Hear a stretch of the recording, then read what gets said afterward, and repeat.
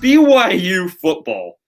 We had a little segment about them and their playoff hopes last week, and we talked about kind of Zach Wilson and the hype train over there. And we posted that video, and it got about 1.6K views. It's the most views we've ever gotten on a video by a country mile. A bunch of people commenting. I think there was a war in the comments between like 3 people. So if you were one of the 3, like shout out to you for getting involved in it. Your rage against us, hey, we're just trying to entertain the question. It's just for fun. Please chill out. But Joe, I told you I'd give you some time to just talk about BYU. Obviously, with that big, just obliterated Boise State on the road, not an easy thing to do against a ranked team. So, what are you thinking now? Like, do we look smart? I'm thinking we were spot on BYU, and that really helped out with the views on the video we just posted. But I think the attention needs to get off BYU and get on Zach Wilson. Yep. Because Zach Wilson might be top 5 quarterback in this draft class. Yeah. Like, he might be able to go early first round if he keeps playing at this rate, right? Yeah, he's been great. Yeah. Dual threat.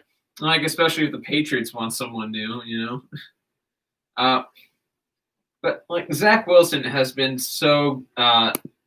phenomenal in the past 8 games. And it's kind of sad that we can't see them play this week because they're on a bye. Just for context here, Joe. Zach Wilson, 2,512 yards, 22 passing touchdowns, 2 picks. So you're like, okay, those are great numbers for an 8-game slate. Then you go into Zach Wilson's run game, 158 yards and 8 touchdowns on the ground. So this man's accounted for 30 touchdowns and hardly turned the ball over. He's incredible. And yes, you can say what you will about the competition. Look, he did play UTSA and Louisiana Tech and Troy and some teams that really aren't good. But he played Houston, obliterated them, played Boise State last week on the road and destroyed them. And Boise State plays in a Mountain West conference that, isn't good, but, isn't exactly the trashiest conference in college football either. So we do have to give a lot of credit to Zach Wilson. His number, 30 touchdowns into 2 picks total, is impressive regardless of the level you're insane. At. And he's only been sacked 7 times. Shows his mobility. Yeah.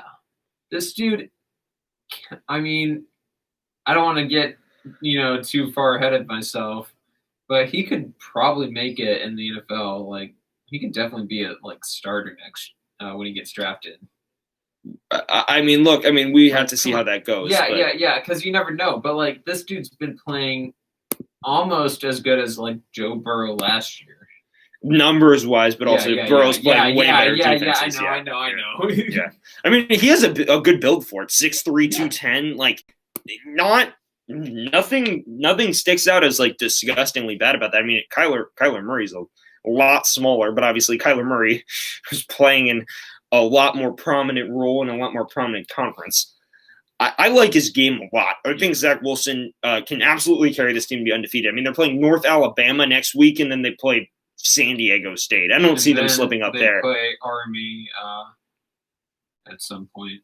Yeah, once that gets – and Army hasn't been good this year from what I've seen at least. They've been decent.